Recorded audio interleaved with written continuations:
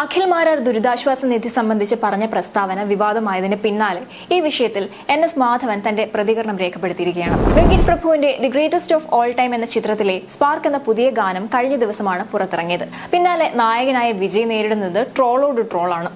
ഒരു ഇടവേളയ്ക്ക് ശേഷം മലയാളത്തിൽ നായികയായി നസ്രിയ വീണ്ടും എത്തുകയാണ്. 15ാമത് ഫിലിംഫെയർ അവാർഡ് വേദിയിൽ വയനാടിനെ സഹായിക്കണമെന്ന അഭ്യർത്ഥനയുമായി എത്തിയിരിക്കുകയാണ് നടൻ മമ്മൂട്ടി.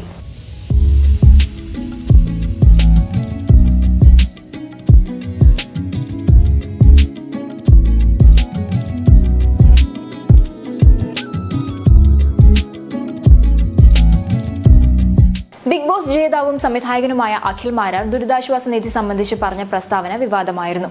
ദുരന്തത്തിൽപ്പെട്ടവരെ സഹായിക്കാൻ മുഖ്യമന്ത്രിയുടെ ദുരിതാശ്വാസ നിധിയിലേക്ക് പണം നൽകാൻ താല്പര്യമില്ലെന്നായിരുന്നു അഖിൽ മാരാർ പറഞ്ഞത്. കൊച്ചി ഇൻഫോ പാർക്ക് പോലീസ് അഖിലിനെതിരെ കേസെടുക്കുകയും ചെയ്തിരുന്നു. ഇപ്പോൾ ഈ വിഷയത്തിൽ NS മാധവൻ പറഞ്ഞ വാക്കുകളാണ് ചർച്ചയാകുന്നത്.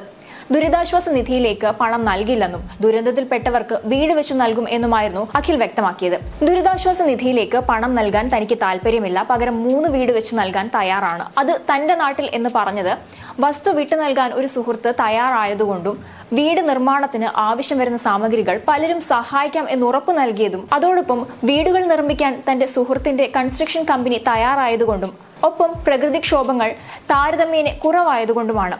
സഖാക്കളുടെ അഭ്യർത്ഥന മാനിച്ച് വയനാട്ടിൽ ദുരന്തത്തിൽപ്പെട്ടവർക്ക് അവർ ആഗ്രഹിക്കുന്ന സ്ഥലത്ത് വീട് വെച്ചു കൊടുക്കാം. അവർ ആഗ്രഹിക്കുന്ന സ്ഥലം എനിക്കറിയാത്തതുകൊണ്ടും ഒരാൾ എവിടെ താമസിക്കണം എന്നത് അവരുടെ ഇഷ്ടമായതുകൊണ്ടും സ്ഥലം ലഭ്യമാക്കി ബന്ധപ്പെട്ടാൽ തീർച്ചയായും ഞങ്ങൾ വീട് നിർമ്മിച്ചു നൽകാമെന്നുമാണ് അഖിൽ മാരാർ വ്യക്തമാക്കിയത്. ഇക്കാര്യത്തിലാണ് NS മാധവൻ തന്റെ പ്രതികരണം രേഖപ്പെടുത്തിയിരിക്കുന്നത്. അദ്ദേഹത്തിന്റെ പണമാണെങ്കിൽ മുഖ്യമന്ത്രിയുടെ ദുരിതാശ്വാസ നിധിയിലേക്ക് നൽകണം എന്നില്ല. അദ്ദേഹത്തിന്റെ പണം അദ്ദേഹത്തിന്റെ തീരുമാനം. പക്ഷേ മറ്റുള്ളവരുടെയും പണം സ്വരൂപിച്ച് ദുരന്തത്തിൽപ്പെട്ടവർക്ക് വയനാട്ടിൽ വീട് വെച്ച് നൽകുന്നതാണെങ്കിൽ അത് അഴിമതിയായി തോന്നും. അദ്ദേഹത്തിൽ പോലീസിന്റെ കണ്ണു വേണമെന്നും പറയുകയാണ് എഴുത്തുകാരനായ NS മാധവൻ. എക്സിൽ എഴുതിയ കുറിപ്പിലാണ് അദ്ദേഹം തന്റെ അഭിപ്രായം ചൂണ്ടിക്കാട്ടിയത്. നിരവധി പേർ പ്രതികരണവുമായി എത്തുന്നുമുണ്ട്. വെങ്കിട്ട് പ്രഭുവിന്റെ the greatest of all time എന്ന ചിത്രത്തിലെ സ്പാർക്ക് എന്ന പുതിയ ഗാനം കഴിഞ്ഞ ദിവസമാണ് പുറത്തിറങ്ങിയത്. ഇതിനകം ഗാനം വ്യൂസ് നേടുന്നുണ്ടെങ്കിലും വിജയുടെ ഡി-ഏജിംഗ് ലുക്ക് അടക്കം വ്യാപകമായി ട്രോൾ ചെയ്യപ്പെടുന്നുണ്ട്. വെങ്കിട്ട് പ്രഭു സംവിധാനം ചെയ്യുന്ന ദളപതി വിജയ് നായകനായി എത്തുന്ന ഗോഡ് ഒരു സയൻസ് ഫിക്ഷൻ ആക്ഷൻ ചിത്രമാണെന്നാണ് സൂചന. ഇതിൽ നിന്നും പുറത്തെത്തിയ 3ാമത്തെ ഗാനമാണ് സ്പാർക്ക്. വെങ്കിട്ട് പ്രഭുവിന്റെ അച്ഛൻ ഗംഗൈ അമരന്റെ വരികൾക്ക് യുവൻ ശങ്കർ രാജയാണ് ഈണം നൽകിയത്. യുവനും ഋഷ ബാലുവും ചേർന്നാണ് സ്പാർക്ക് ഗാനം ആലപിച്ചിരിക്കുന്നത്. എന്നാൽ പ്രധാനമായും ചിത്രത്തിന്റെ തന്നെ പ്രധാന ഘടകമായ ഡി-ഏജിംഗ് പാളിയില്ലേ എന്ന ചോദ്യമാണ് ഗാനത്തിന്റെ ലിറിക് വീഡിയോയിലെ ദൃശ്യങ്ങൾ കണ്ട പലരും സോഷ്യൽ മീഡിയയിൽ ചോദിക്കുന്നത്. ഇപ്പോഴുള്ള വിജയും ഗാനത്തിലെ ചെറുപ്പം എന്ന് പറഞ്ഞ് കാണിക്കുന്ന വിജയും തമ്മിൽ എന്താണ് വ്യത്യാസമെന്നാണ് പലരും ചോദിക്കുന്നത്. ചില ട്രോളുകളിൽ പ്രേമലു ചിത്രത്തിലെ അമൽ ഡേവിസിനെ പോലെയുണ്ട് വിജയ് എന്നാണ് ചിലർ പറയുന്നത്. അതേസമയം അടുത്തിടെ വൈറലായ ഡോളി ചായ്വാലയുമായി താരതമ്യം ചെയ്യുന്ന പോസ്റ്റുകളും പ്രത്യക്ഷപ്പെടുന്നുണ്ട്. ഡി-ഏജിംഗ് വിചാരിച്ച പോലെ വന്നില്ലെന്ന് വിജയ് ഫാൻസ് തന്നെ പരാതി പറയുന്നുണ്ട്.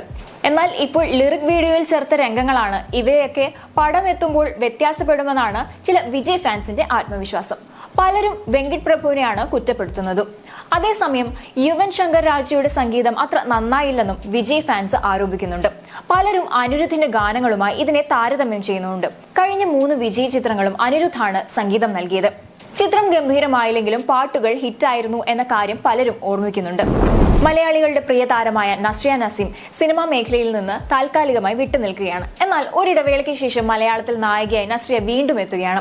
ബേസിൽ ജോസഫിനൊപ്പം സൂക്ഷ്മദർശിനി എന്ന ചിത്രത്തിലൂടെയാണ് നസ്രിയ വീണ്ടും മലയാള സിനിമയിലേക്ക് തിരിച്ചെത്തുന്നത്. ബേസിൽ ജോസഫ്, നസ്രിയ നസീം എന്നിവരെ കേന്ദ്ര കഥാപാത്രങ്ങളാക്കി MC ജിതിൻ സംവിധാനം ചെയ്യുന്ന സൂക്ഷ്മദർശിനിയുടെ ചിത്രീകരണം പൂർത്തിയായിരിക്കുകയാണ്.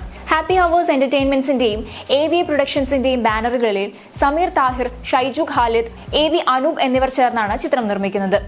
നോൺസെൻസ് എന്ന ചിത്രത്തിന് ശേഷം MC ജിതിൻ സംവിധാനം ചെയ്യുന്ന ചിത്രമാണ് സൂക്ഷ്മദർശിനി. ഈ ചിത്രത്തിനായി സംഗീതം ഒരുക്കുന്നത് ക്രിസ്റ്റോ സേവ്യർ ആണ്.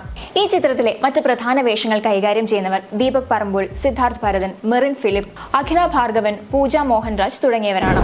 15ാമത് ഫിലിംഫെയർ അവാർഡ് വേദിയിൽ വയനാടിനെ സഹായിക്കണമെന്ന അഭ്യർത്ഥനയുമായി എത്തിയിരിക്കുകയാണ് മമ്മൂട്ടി. നൻപകൽ നേരത്ത് മയക്കം എന്ന ചിത്രത്തിലെ അഭിനയത്തിനാണ് മികച്ച അഭിനേതാവിനുള്ള ഫിലിംഫെയർ പുരസ്കാരം മമ്മൂട്ടി ഏറ്റുവാങ്ങിയത്. ഹൈദരാബാദിൽ വെച്ച് നടന്ന ചടങ്ങിൽ മമ്മൂട്ടി നടത്തിയ പ്രസംഗമാണ് ഇപ്പോൾ സോഷ്യൽ മീഡിയയിൽ വൈറലാകുന്നത്. ഇത് എന്റെ 15ാമത്തെ ഫിലിംഫെയർ അവാർഡാണ്. എന്നാൽ ഈ അവാർഡ് എന്നെ സന്തോഷിപ്പിക്കുന്നില്ലെന്നും വയനാടിന്റെ വേദനയാണ് മനസ്സിലെന്നും അദ്ദേഹം പറഞ്ഞു. ജീവനും ഉപജീവനവും നഷ്ടപ്പെട്ടവർക്കൊപ്പമാണ് മനസ്സ്. എല്ലാവരും വയനാടിനെ സഹായിക്കണമെന്നും മമ്മൂട്ടി അഭ്യർത്ഥിച്ചു. ഒപ്പം നൻപകൽ നേരത്തെ മയക്കത്തിന്റെ സംവിധായകനും അണിയറ പ്രവർത്തകർക്കും നടൻ നന്ദി പറഞ്ഞു.